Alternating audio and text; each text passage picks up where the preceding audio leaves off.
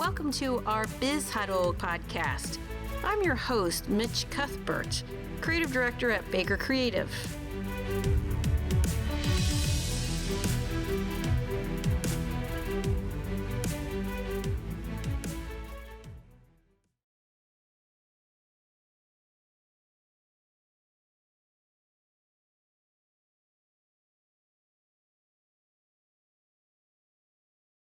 Thanks, Lisa, for coming on to our podcast. We really appreciate all your time, and we know you're a really busy person, and you have a lot to offer our viewers. And so I want to get started pretty quickly because I know your time is invaluable.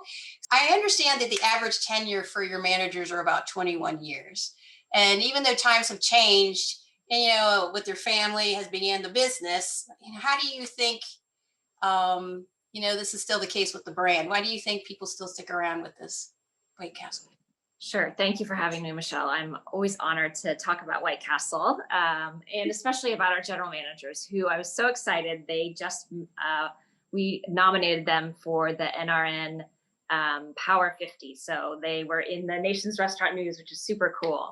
And you talk about the tenure of our general managers. On average, it's 21 years, which in the restaurant industry is phenomenal. Yes. And when you talk to our team members, our general managers, the reason that most people say that they stay at White Castle is because it feels like a family to them. And they're not really talking about me. They're talking about the family that's created in the castles. So each general manager really takes the time to get to know their team members, to know, what makes them tick, what's going on outside of work, and how to make it feel like they're part of the White Castle family and part of that particular castle or that particular plant family. So they do lots of celebrations, whether that's graduation, whether that's birthdays. A lot of the castles, especially in New York, will have like multicultural days where everybody will bring a food from their country and they get to share that and learn about each other's country. And so there's just lots of ways that our general managers really make it feel like a family. And that's obviously a great tie-in to being a family-owned business for now 100 years. And it's something that we're really proud of. And so we definitely appreciate all of the people that stick with us for long periods of time. We have a club that's called our 25-year club. So when you hit 25 years of consecutive service, you get to come to Columbus. We wine and dine you and make you feel even more special than you already are. And so it's really great to be able to have that kind of tenure in our business. I think that's a wonderful extension of the brand and the culture that you have. So I think it speaks to it for itself, right? So yeah. And many of our customers will say that part of the reason that they love White Castle is because of our team members, because our team members have been around for a while. So when a customer comes in, they may know their story. They may know about their family. When customers don't show up, we get a lot of team members that get very worried about our customers, especially our regular customers. So they might call and check on them to make sure they're okay, because they usually come every day or every other day. So it's definitely an extension of our brand. And when you've been around for 100 years, lots of people have stories about White Castle and about their experience at White Castle. And many of those stories obviously revolve around the burgers, but they also revolve around our team members. So we're really proud of that. And I think that's really interesting that that's become part of someone's routine, as part of the fabric of the community for many people. And I think that's a wonderful testament to the brand. Yeah, it was really interesting. So during COVID, we had to shut many of our restaurants down. And actually our dining rooms are still not open for inside seating. So we did have some of our regulars that, when the weather was a little warmer, they would bring their little lawn chairs and they would have their coffee and their White Castle in our parking lot because they couldn't sit in the dining room. So it was really cute. And again, a great extension of the brand and a great testament to the brand on the loyalty. Absolutely. And a good testament for the customer service and the people that you hire. Mm-hmm. Yes, absolutely. Absolutely. So then, I'm sure you see a lot of other female business owners. What do you think is the biggest mistake they make running their businesses? So I think the biggest mistake that females make is they don't have enough confidence in themselves. They don't have the same confidence in themselves that their male counterparts do. And so I can give you some examples. We have a group of people called our regional directors, and we get them all on the phone. And the female ones might say words like, well, I hope, or I will try, versus the male one say, I will, and we're going to achieve this. Small little detail, but it does make a big difference in terms of how they can be perceived. And so my best advice to women is to not listen to the little voice in their head, or not give the little voice in their head more weight than it deserves, because usually that little voice in your head is telling you you're not qualified, you're an imposter, you aren't as good as everybody else in the room. And that's not always true. In fact, that's usually not true. And if they listen to other voices outside of the voice in their head that tells them that they're doing a great job, that they have great contributions to give, those types of things, they would have more confidence and they would display that. And for me, my own personal experience, because there are lots of times when I walk in a room and I'm nervous, or I feel like maybe I'm not qualified to be there, just starting conversations with people. And that really allows me to find common ground and to give myself a little pep talk, saying, what, this person lives in Arlington, they love White Castle, they're gonna like what I'm gonna say. And after you've done that enough times, it can help your confidence. And so just make sure that you're not giving that little voice in its head more weight than it deserves. And I also think when you run a company and there's so much pressure to have the answer to everything. Yes. And and that one I got over a long time ago. I am totally comfortable with not being the smartest person in the room. I am really, really comfortable with having lots and lots of smart people in the room with me, because I think that, especially in a family business, and especially the fourth generation and the first woman, I do not want to be the generation that runs an iconic American brand into the ground. So I want to make sure that I'm surrounding myself with really smart people that love the brand, that are passionate, that love the culture, and that want to help us be successful in the future. And so being willing to hire smart people and let them do great things is something that I think any leader needs to really embrace, because as we all know, there are many more ideas and many more debates about ideas really drive better solutions than one person just driving that solution. So both you and I are in a similar situation where you and I have spouses that have their own businesses. And it can be very challenging, especially when it's family-owned businesses. Mm-hmm. How do you deal with the work-life balance? Because it can pull you a million different directions, and it's hard not to just turn it off when you're in it all the time. How do you handle it? So I think one of the most important decisions, probably the most important decision that you can make, is who you decide to marry. And for me, I didn't actually get married until I was in my early 30s, which is kind of late. That wasn't how I had it all planned out. I was going to be married by the time I was 25, and I was going to have kids by the time, none of that worked out. But I really was able in my 20s to figure out what I wanted, and what things were important to me, and what were priorities for me, and what I wanted in a spouse. And I had dated a couple of people, so I knew, well, I didn't like that, but I liked that. And really finding a spouse that is supportive of you and your dreams. So while both of Greg and I have family businesses, we're both CEOs, and we both know that both of our jobs are important. And my job isn't more important than his, and his job isn't more important than mine.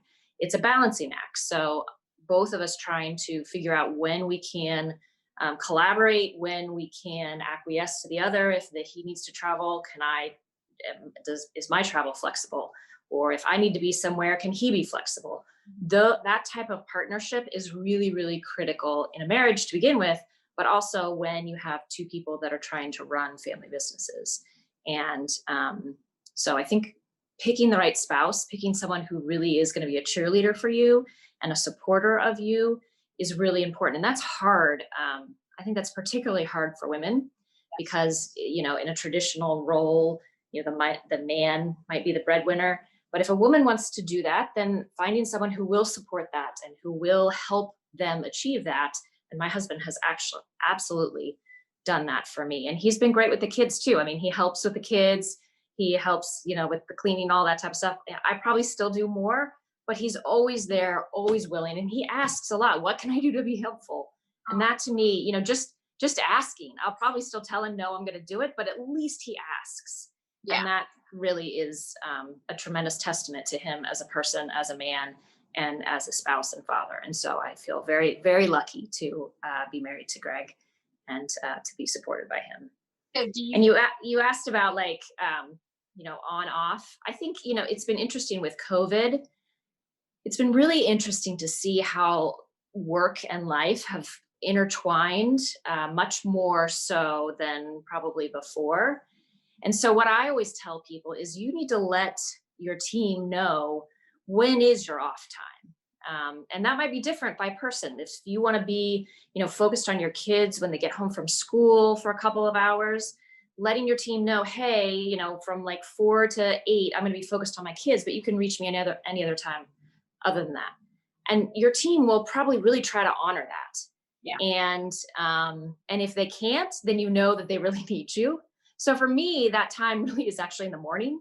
I really want to work out in the morning. I need to work out first thing when I get up. So I usually don't have my assistant schedule anything before 9 a.m. And everybody kind of knows that. And if they really need me, they will call me. And I know that they really need me. But otherwise, that's sort of my time to focus on working out and making sure that I'm taking care of myself. So I think you just have to be clear with your team. What do you need to balance your life, and let people know that, and it'll work out hopefully well, unless you have a culture that doesn't value that, and then you should find another culture, in my opinion, because I think the work-life balance is really something that will continue to be very important to all of us, but especially future generations. So I understand you worked in a marketing role in a previous jobs prior to here. And how do you envision the future moving forward of the brand? So, I talked about wanting to have really smart people in the room, and our marketing team is top notch. So I am not driving the marketing strategy. They are, but the things that they're doing are really listening to the customers, really looking at trends, and sticking with what has made us successful in the past. And that's being a fun, quirky, sort of irreverent brand who has this amazing product that people love and that people want to tell stories about. And how can we embrace that and amplify that in ways that allows us to connect with customers in different communities? And I feel really good about what we've done. I'm sure that we will continue to do fun things, and we look for agency partners that help us do that, and have been very happy with a lot of the partners that we've had that have really been excited about being on the White Castle brand, especially this year with our 100th birthday. Oh, absolutely. Well, congratulations on the 100th birthday. Yeah. It's so, so few companies reach that milestone, especially family businesses. To be fourth generation is an amazing milestone as well. So we're really honored to have it. I do wish that we could, do a little bit more in person on our 100th birthday, but we may be rolling some of our 100th in-person stuff into our 101st. So we'll figure that out. Understand. So food is notoriously a very rough category to be in. Yes. And being 100 years is like unheard of, right? So how do you stay resilient consistently? That's a very tough challenge. It is.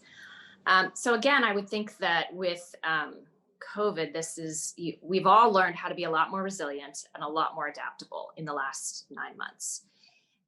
And I think for us, for White Castle, really our secret sauce is just consistently listening to our customers and our team members, because our team members very, very much represent our customers. We hire so many people from around the neighborhoods where our castles are that they really represent our customers. And so a lot of the great things that we've done have come from either our team members or our customers. So our Crave case, which is our 30 package of 30, that came from a team member who said, can we put sliders in a pizza box? And we was like, that's an interesting idea. So we tried it, and 30 actually fit into a pizza box. But then we took it to operations and tested. And the problem is that the pizza box doesn't fit through a drive-through window. So we turned it and made it a suitcase. And so, but again, that came from a team member. Our Impossible slider, that really, really came from customers. We've had a lot of customers that grew up on White Castle, that love White Castle, but for whatever reason have turned vegetarian. But they would still come into White Castle and they would ask for a cheese slider, which is where we just take a slice of cheese. We take some of the onions from the grill and put it on the bun with the cheese. And it was a cheese slider. And we're like, okay, this is a trend. People want more options and they want a vegetarian option. Let's explore that.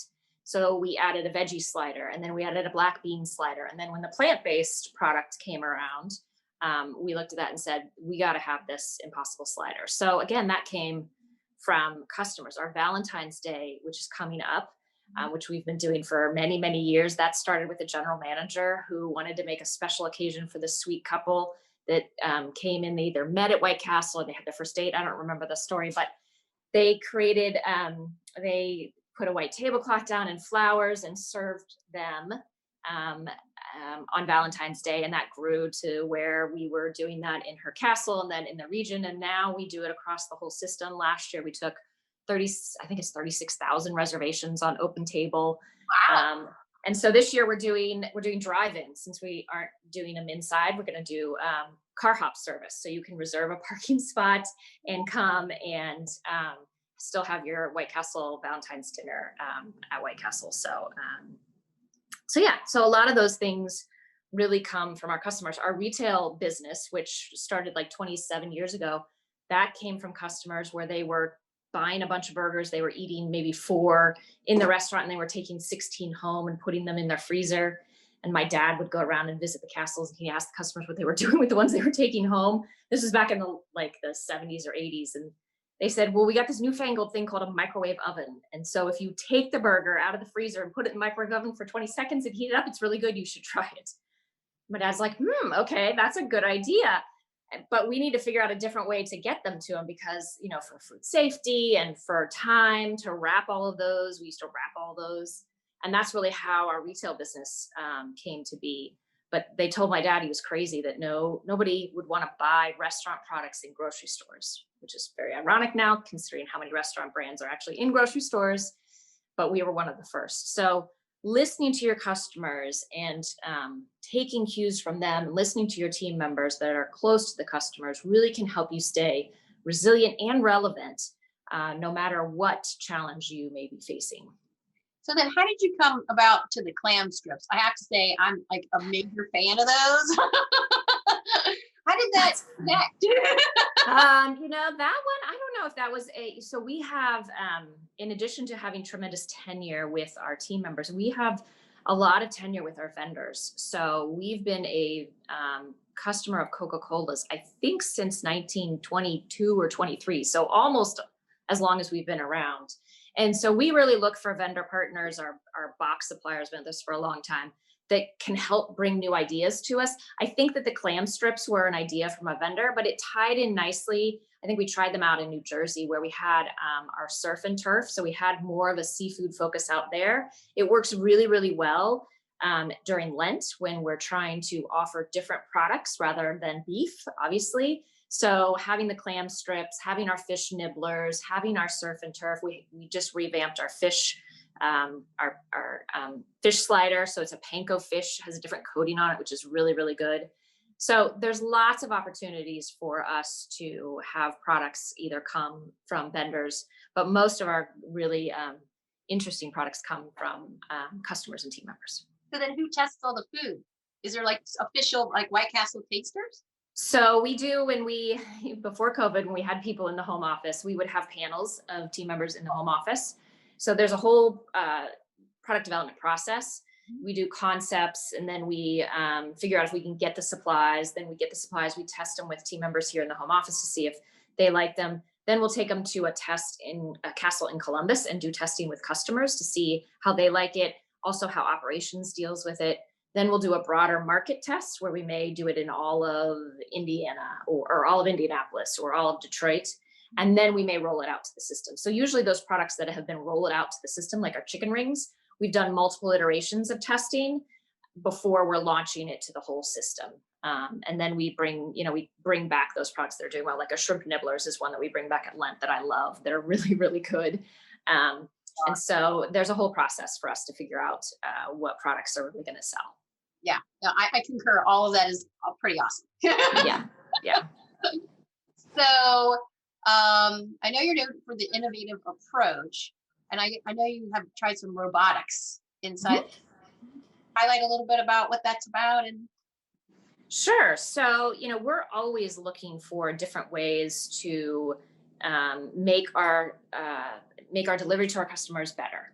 And really, our team members, as I talked about, they do a great job of interacting with our customers. And we have stories of whether it's Mr. Leslie in New Jersey, number 26, or the lady that works at Columbus that recently retired. She would get tons of customer compliments about how sweet she was. She would give little dog this, I mean, all this sorts of stuff. So our team members really do a tremendous job of interacting with our customers, and we want to allow them to do that more. So what in the back of the house can we automate to try to allow our team members to interact with our customers more? And so one of the areas that we have looked at is the fryer and how we can automate that more.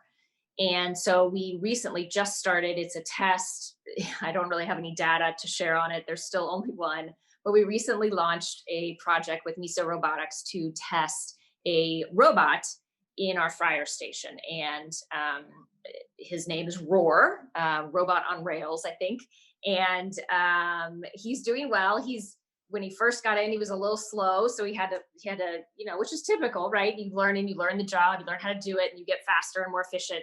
And he's definitely improved. And so we're happy to have him, but it's still a test. And so we'll see how that goes and whether or not we do more. But we're always looking for ways to try different technologies. We're also testing an AI menu board that will allow us to personalize the experience for our customers. And that's a lot of things that we want to be able to do more of.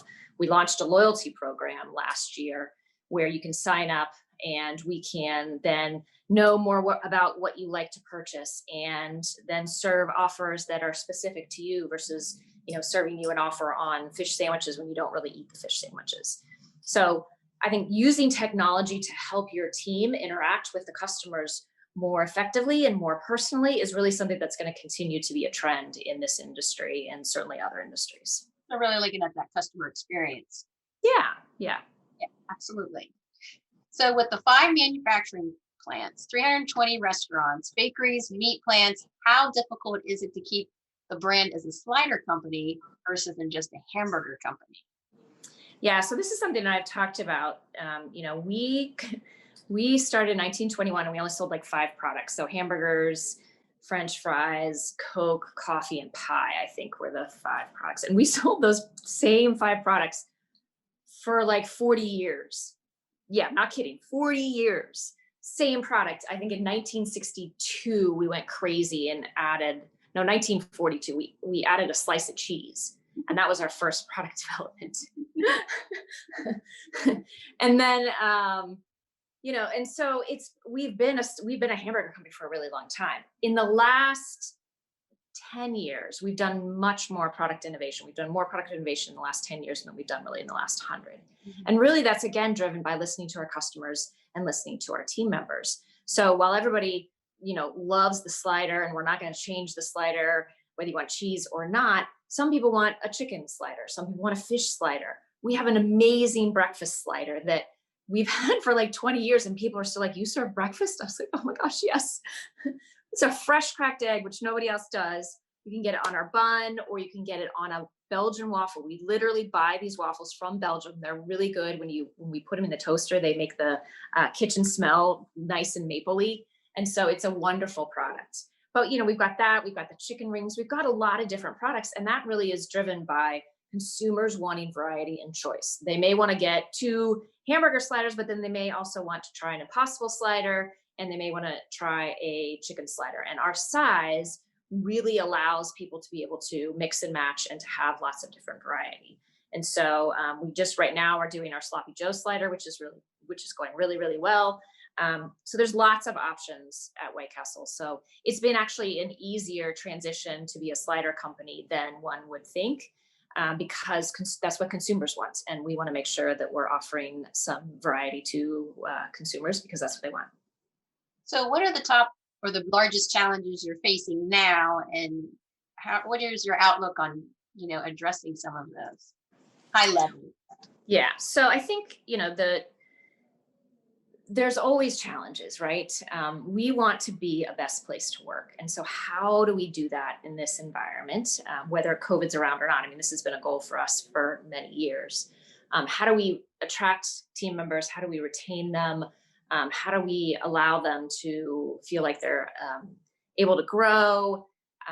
How do we make sure that they're having fun at work, that they're having opportunities to do Valentine's Day or to celebrate our Cravers through our Cravers Hall of Fame, all those types of things. So certainly labor and finding and keeping the best team is definitely something that we are always looking to make improvements on. And then the next one is, just figuring out how to grow. We don't franchise. We have one license agreement in Las Vegas. So our growth is pretty slow, but it's very methodical, very thoughtful. We just opened a store in Phoenix in 2019 that did wonderful. And we're going to open a new store in Orlando. It's the first time we've been in Florida in like 60 years. And so we're really excited about that opportunity as well. And so just figuring out how to grow our brand from the restaurant side, but then also from the retail side. We have, 3 manufacturing plants that make our retail products. We have our own bakeries that make all the buns for the restaurant and the retail products, and our meat plants that make all the patties for the restaurant and the retail products. And so the more that we can grow the retail division into other products and or other customers is something that we are looking at as well. So figuring out how to grow and how to have the best team to continue to be a great place to work is, 2 high level things that we're always looking at. So how do you determine what global markets is the right market for you? Yeah. So, when you think about global markets, we haven't done a lot of focus on global. We do have 3 stores in Shanghai, China, which we opened a few years ago with a partner over there. So we're continuing to test that and see how that goes. But there's lots of opportunity for us to expand in the United States. Any social media posts that we do, if you look at all the comments, like probably 80% of the comments have nothing to do with the post that we made, but they're like, bring a castle to, wherever my town, wherever I am. And so we believe that there's opportunity for us to continue to expand in the United States. And so we look at that, and fortunately for us, we can see where we sell a lot of retail products. So that's a good indicator for us on where we might have some opportunities to put a restaurant. So we're always evaluating those options of either expanding the restaurants or expanding the retail. Well, thank you, Lisa, for your time. It's been a great interview. And I think a lot of people are going to learn a lot about White Castle, but also about you and how you run your brand. And hopefully it'll inspire lots of people. So thank you so much for your time. Thank you very much, Michelle. I've enjoyed it. I always love talking about White Castle.